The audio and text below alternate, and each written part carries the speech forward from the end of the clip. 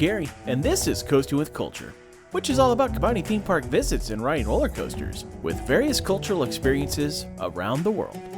After spending the first 2 days with Rick and Keith in Tunisia, hunting down as many of the country's coasters as we could, they made their way back home, giving me an extra day to explore some of the various cultural sites near the capital of Tunis. We'll take a look at several remnants of ancient civilizations, explore a gorgeous coastal neighborhood, then head into the heart of the capital with a stroll through a UNESCO World Heritage Site. And when that's said and done, it's time to take that flight that motivated this additional day.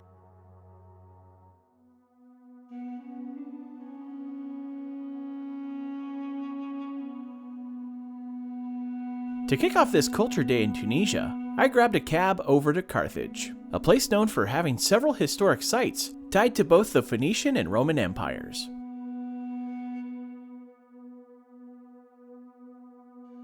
The first site I made my way to was the Punic port, which came from a time when the Phoenicians had well-established trade along the Mediterranean Sea and made Carthage their capital.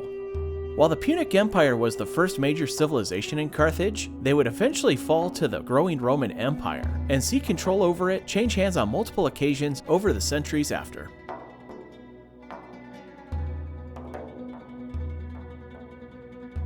Just a bit down the road is the Paleo-Christian Museum, an excavation site that gained much notoriety during the period of French colonialism in Tunisia, as several archaeologists suggested they found evidence of child sacrifices that may have been conducted by the Phoenicians. However, this would be disputed by other historians.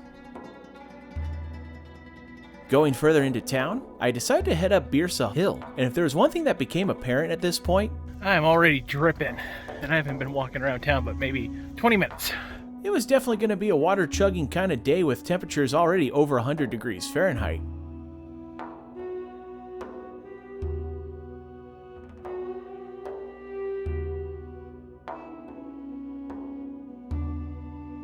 Getting to the top of the hill offered a chance to see the historic 19th century St. Louis Cathedral, which now serves as a concert and event venue, and next to it were more ancient ruins. These ruins were of a former citadel that served as the primary Punic military installation for ancient Carthage, with an incredible view over the Mediterranean down below. It would remain a military outpost during the Roman Empire until Gaiseric led the Vandals on a conquest and would use Byrsa as his palace when he ruled over North Africa as king of the Vandals, until Justinian the Great and the Byzantine Empire conquered them. There were all sorts of artifacts to see on the grounds tied to various civilizations over multiple centuries. Two of the most fascinating things included a look into a Punic tomb with a plexiglass cover and the gravesite of King Louis IX of France, who had died of dysentery during the 8th Crusade. While his son Philip III wished for his father's remains to come back to France, parts of his body would remain here in Carthage, and the cathedral nearby was built and named in his honor. While I absolutely enjoyed viewing this historic location, I will say that the heat was still hitting pretty hard, especially as my arm began to look like it was becoming covered in blisters, but really they were just a bunch of beads of sweat. So I just bought my second bottle of water, which is another 1.5 liters. We'll see how long this one lasts. On the bright side, it was a downhill walk to the next point of interest, which would be a music venue with some real history. Upon entering the Roman theater, it feels like many modern music venues with banners and advertisements of area businesses, but things start to look different going into the theater bowl, as the modern stage and rigs are surrounded by renovated spectator seating, which stands where an ancient theater for entertaining the masses once stood. It's not entirely known what percentage of the stands would be considered original, but the inclusion of this ancient site as part of a new music experience is really cool.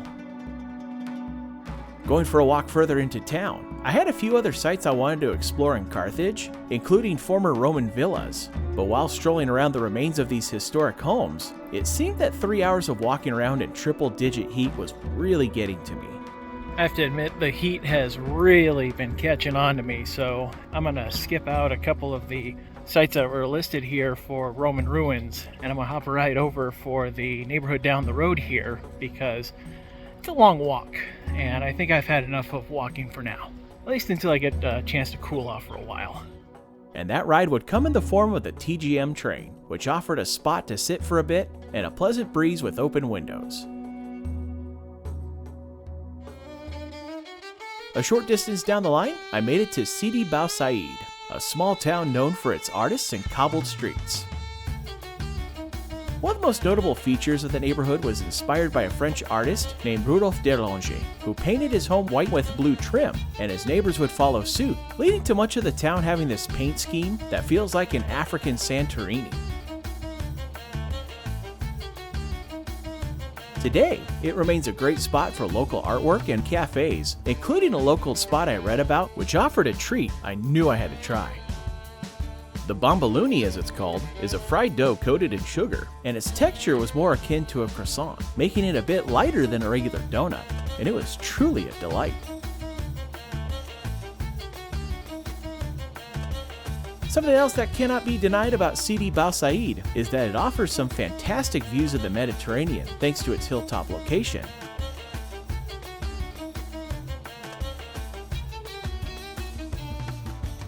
By this point, it was certainly well past lunchtime, so I decided to pay a visit to the restaurant inside La Villa Bleu, a lovely hotel in the neighborhood which offered one of the best dining locations I've had the opportunity to enjoy.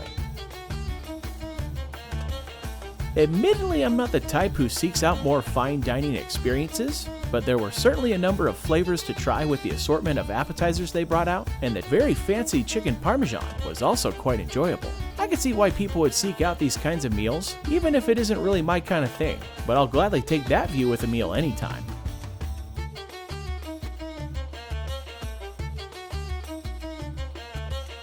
Before heading back into the main part of Tunis, I decided to stroll down to the coastline at the bottom of the hill by way of what turns out to be an incredibly scenic series of stairs connected to a local legend. Known as the 365 Steps, this path from the heart of Sidi Bou Said to the coastline is said to have a saint buried under each of its large steps. I gotta tell you, it's a lot easier going downstairs than it is up. Yeah, and having that breeze coming from the Mediterranean, it's quite nice.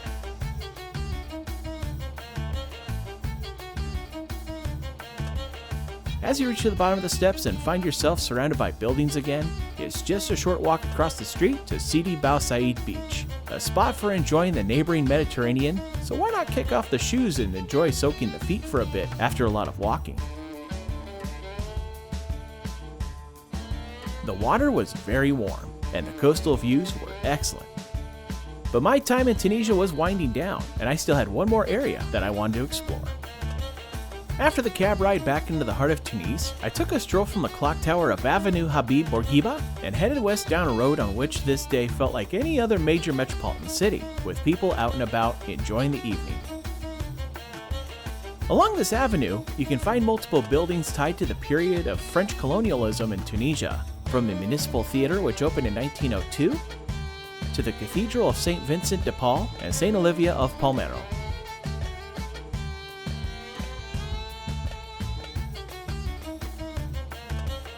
At the end of the avenue, you'll find the Gate of France, or Bab el Bar in Arabic. This marks the separation between the modern city of Tunis and its historic Medina Quarter, which is a UNESCO World Heritage Site founded in the year 698. Walking through the nearby section of the Medina gave the opportunity to see a vast number of shops of various styles of clothing and accessories. And if you go further into the Medina, there are mosques, mausoleums, and fountains that make up the 700 or so monuments of this historic quarter. I ended up in an area where many of the shops were closed though, so I decided to backtrack toward the gate and found that the time had come to prepare for my long journey home. After spending a hot and sweaty day exploring around Tunis, I would have loved grabbing a shower, but with the departure around 2 in the morning, it didn't make sense to book a hotel room since I wouldn't really get any sleep, so I made do with a baby white bath and a fresh change of clothes before heading over to the airport for my first flight.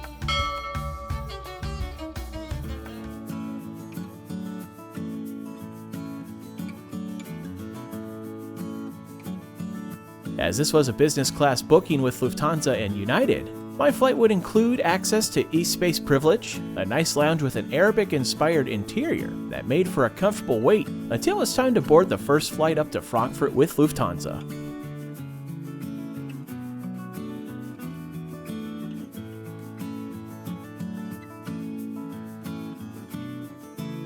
One thing to know about business class on shorter flights with European airlines is that it's common for them to use the same seats as economy, but keep the middle seat open. I was perfectly fine with this arrangement, but I think I could have done without the occasional nudge to the side from the passenger behind me.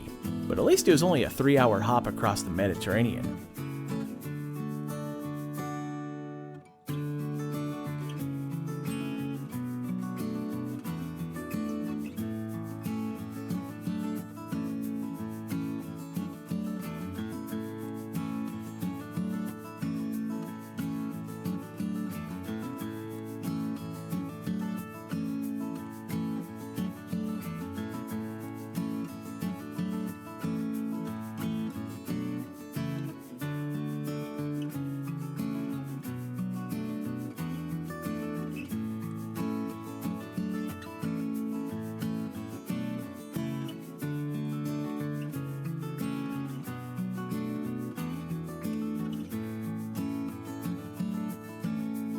I was sad this was about the 5th time I'd been to Germany, and this would be my shortest time spent there yet, at only around 2 hours. But at least I could spend part of those 2 hours with access to Lufthansa's business class lounge, thanks to my business class flight coming up with United. And the first thing I did was to take advantage of their showers. That may have been the single best shower I've ever had. You know, I gotta tell you, I really didn't even want to get out of the water. I just wanted to keep it running and running and running because it felt so good after working up such a sweat yesterday. It was bliss. But I did know that I was gonna have to if I really wanted to see what else this lounge has to offer. I found a seat that offered a view of the very Boeing 787 Dreamliner that I'd be hopping aboard to get back to the States, and had a few small things to nibble on, plus I made my own variation of a popular German soft drink mix.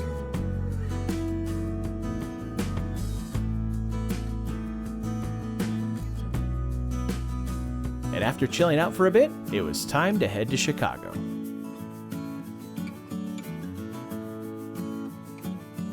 I had heard from Rick quite a few times about how nice United's Polaris business class is, and so I was pretty excited to find out for myself on this less than a year old 787-10.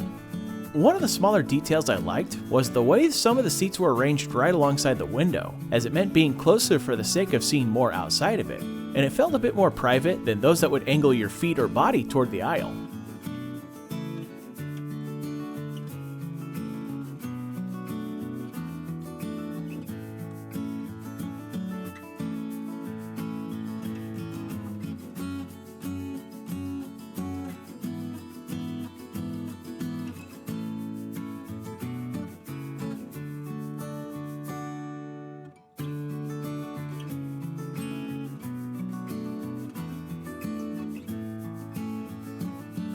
I certainly hope my next visit to Germany is longer, but after going further up and away, it seemed like a good time for a modern masterpiece of cinema, in its own way.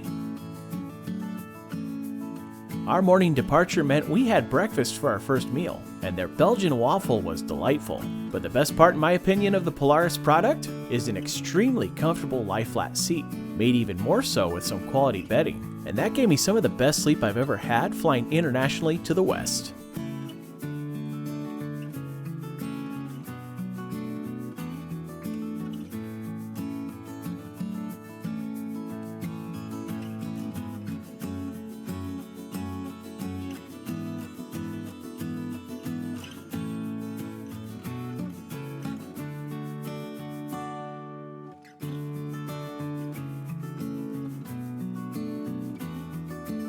I think it's safe to say that if I could fly Polaris more often, I'd probably have United higher up on my US airline rankings.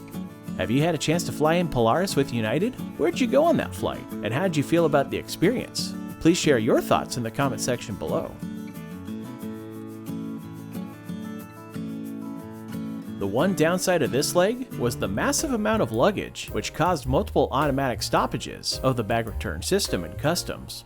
When I finally got my bag and had it rechecked, I needed a shuttle over to a different terminal for the connection home. As a result, I didn't think I'd get to enjoy one of the biggest perks of flying in Polaris, but ultimately decided that even a small sample would be better than nothing. So with the long walk through the tunnel from Concourse C to B, it was right up the escalators and across the hall to United's premium lounge space.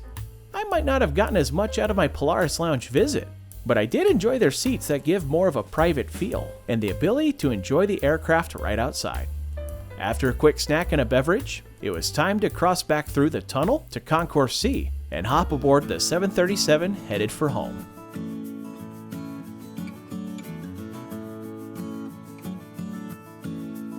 While United's domestic first-class seats aren't as nice as Polaris on the long-haul flights, it was still a massive improvement over their economy seats, so I'll drink to that.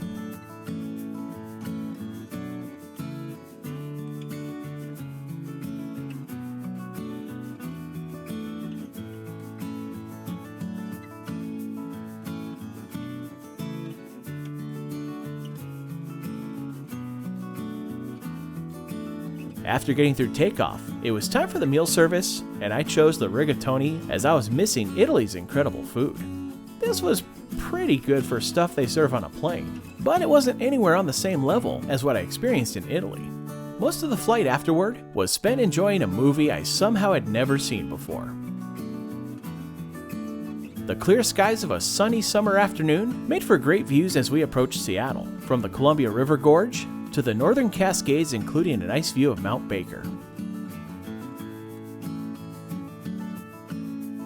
Once we crossed over that beautiful mountain range, we flew south on a course where you could just about see the entirety of Seattle at once, as well as the ability to see the airport we were bound for. Being greeted back home by such excellent views was a very nice way to end this journey.